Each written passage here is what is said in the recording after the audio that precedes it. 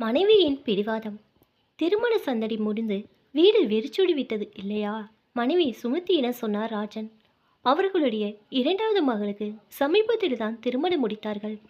பொறுப்புகள் முடிந்துவிட்டது என்ற சந்தோஷத்தில் இருந்தார்கள். கணவன் மனைவி இருவரும் வேலைக்கு போய் கொண்டிருந்ததால் குழந்தைகளின் படிப்பும் திருமணம் முடிந்தபோது கடன் தொல்லை இருக்கவில்லை. இனி நீ வேலையை விட்டுவிடு, ஓய்வு எடுத்துக்கொள் சுமதி என்றார் ராஜன். வேலையை விட்டுவிட்டு வீட்டில் உட்கார்ந்து கொண்டால் போர் அடிக்காதா?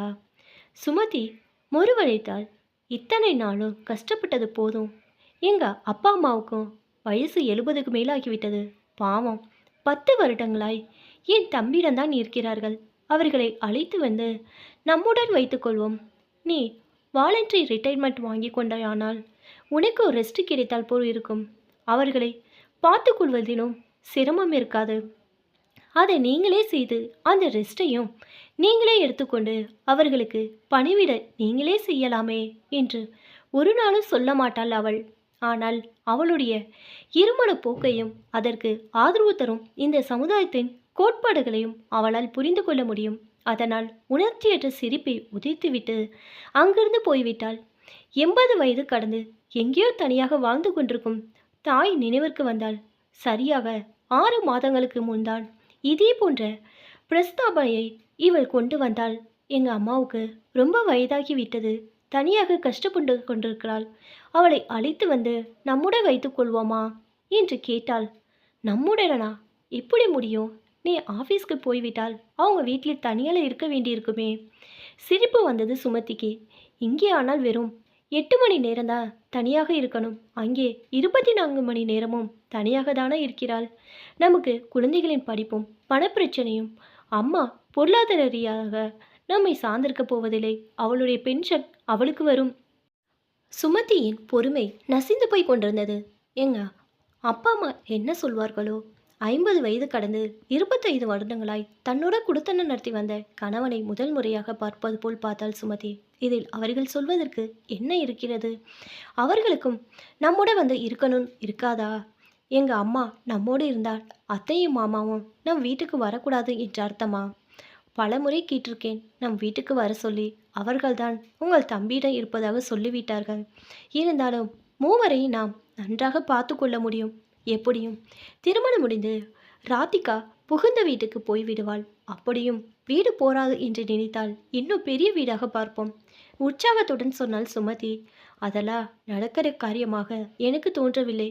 உங்கள் அம்மா நம் வீட்டில் இருந்தால் பார்க்குறவங்க என்ன நினைப்பாங்க? உங்கள் அம்மாவுக்கும் எங்கள் அம்மாவுக்கும் நடுவில் ஏதாவது சண்டை வந்தா என்ன செய்வது? எனக்கு இதில் அவ்வளவாக விருப்பம் இல்லை. நன்றாக யோசித்துக்கொள். அப்படி சொன்னாரே தவிர அதற்கடுத்து ஒரு வாரம் முகம் கொடுத்து பேசவே இல்லை. தான் மறுபடியும் அந்த பிரஸ்தாபனை கொண்டு வரமாட்டாள் என்ற நம்பிக்கை ஏற்பட்ட பிறகுதான் பழைய நிலைக்கு திரும்பினார். உடன்பிறந்தால் இல்லாத இடத்தில் பெண்ணை எடுத்தால் அந்த பெண்ணின் பெற்றோரை தள்ளி வைப்பது கஷ்டம். மாமியார் சொன்னது நினைவுக்கு வந்து மனம் வேதனையில் சுருண்டு விட்டது. என கோயம்புத்தூருக்கு மாற்றலாகிவிட்டதா? வாயை பிளந்தார் ராஜன். நான் தான் கேட்டு வாங்கி கொண்டேன், அமைதியாக சொன்னாள் சுமதி. என்னிடம் கேட்காமல் எதற்காக மாற்றல் வாங்கி கொண்டாய்? சொன்னாலும் கணவருக்கு புரியாது என்று நினைத்தாலோ என்னவோ மௌனமாக இருந்து விட்டாள். இப்போ என்ன செய்வது? எனக்கு டிரான்ஸ்ஃபர் கிடையாது. இங்கே ஒருத்தர் அங்கே ஒருத்தர். எங்க அம்மா அப்பாவை கூப்பிடுவோம் என்றால் அம்மாவுக்கோ உடல்நல சரியாக இல்லை. எனக்கு சாப்பாடு எப்படி? கணவனை வெறுப்புடன் பார்க்க வேண்டும் என்றே விருப்பத்தை வலுக்கட்டாயமாக அடக்கி கொண்டாள். எத்தனை வருடங்கள் குடுத்தன செய்தாலும் தன்னுடைய மதிப்பு இவ்வளோதான். தன்னை விட அதிக வருடங்கள் குடுத்தன நடத்திய மாமியாரின் மதிப்பு அதேதான். வீட்டில் பெண் என்பவள் இல்லாவிட்டால் சாப்பாடுக்கு என்ன செய்வது என்பதுதானே முக்கியம் எல்லாருக்கும். தன்னுடன் வேலை பார்க்கும் சுந்தருடன் சமீபத்தில் நடந்த உரையாடல் அவளுக்கு நினைவு வந்தது. உங்கள் மனைவிக்கு பிரசவ சமயம் நெருங்கிட்டு வருகிறது இல்லையா?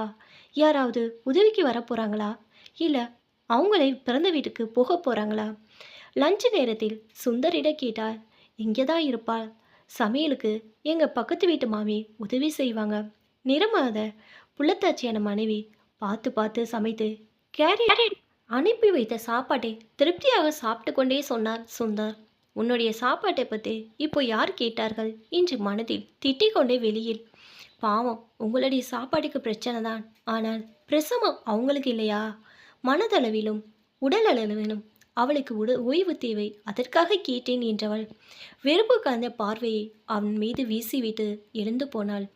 கோயம்புத்தூருக்கு போய் சேர்ந்த பிறகு தாயுடன் நிம்மதியாக வாழத் தொடங்கினாள் சுமதி. தான் வீட்டில் இல்லாத போது தாயை கவனித்து கொள்ள ஒரு வேலைக்கார பெண்ணை ஏற்பாடு செய்தாள். மாப்பிள்ளையை தனியாக விட்டுட்டு நீ இங்கே இருப்பேனா என்று தாயின் முணுமுணுப்பை லட்சியப்படுத்தாமல் இருக்க பழகி கொண்டாள். திருமணமான இத்தனை வருடங்களில் மனைவியின் பிடிவாதத்தை முதன்முறையாக உணர்ந்தார் ராஜன். மனைவி இல்லாமல் காலம் தள்ளுவது ரொம்ப சிரமமாக, கொஞ்சம் தனிமையாக இருந்தது. அன்றைய தபாலில் தன் பேருக்கு வந்த கடிதத்தை பார்த்து வியப்படைந்தார். உங்களுக்கு நீங்கள் நலமாக இருப்பீர்கள் என்று நினைக்கிறேன். நான் இங்கே நலம். ரொம்ப வருடங்கள் கழித்து இப்படி கடிதம் எழுதுவது வித்தியாசமாக நன்றாகவும் இருக்கிறது.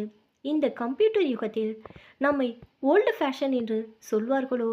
என் பிடிவாதத்தை பார்த்து நீங்கள் என்ன நினைத்து கொண்டிருக்கிறோ தெரியாது. செய்யும் காரியம் சரியானதாக இருந்தால் யாருக்கும் விளக்கு தர வேண்டியதில்லை என்பது என்னுடைய கொள்கை.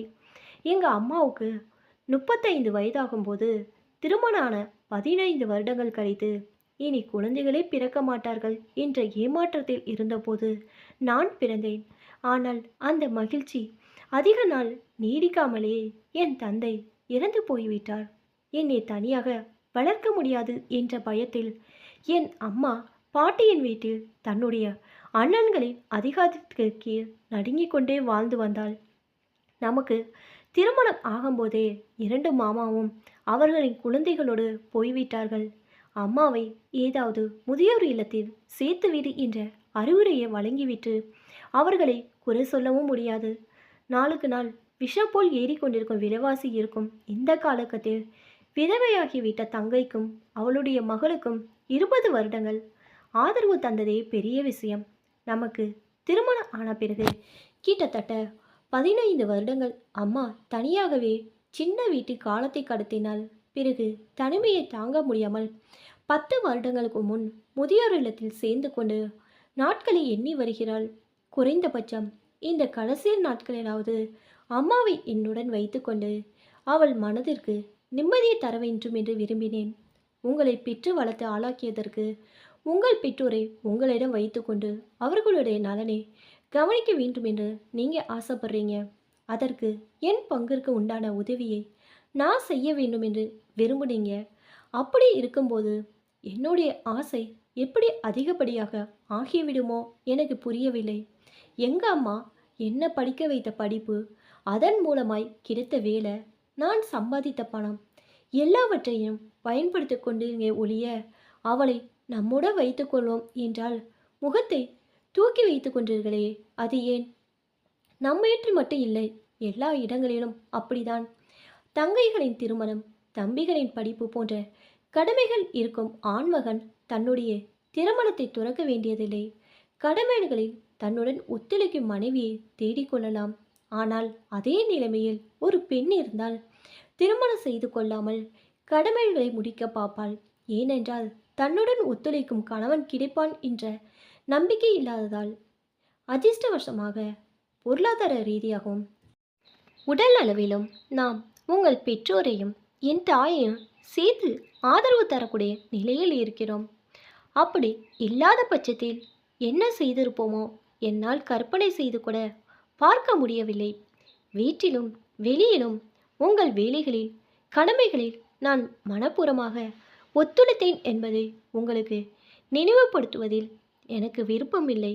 என் மனதை புரிந்து கொண்டு நீங்கள் ரிட்டையர் ஆன பிறகு எங்கே வந்தாலும் சரி, இல்லை எல்லாரும் சேர்ந்து இருப்பதற்காக வேறு ஏற்பாடு செய்தாலும் சரி, என்னுடைய ஒத்துழைப்பு இன்றும் உங்களுக்கு இருக்கும். இப்பொழுதும் உங்களுடைய சுமதி.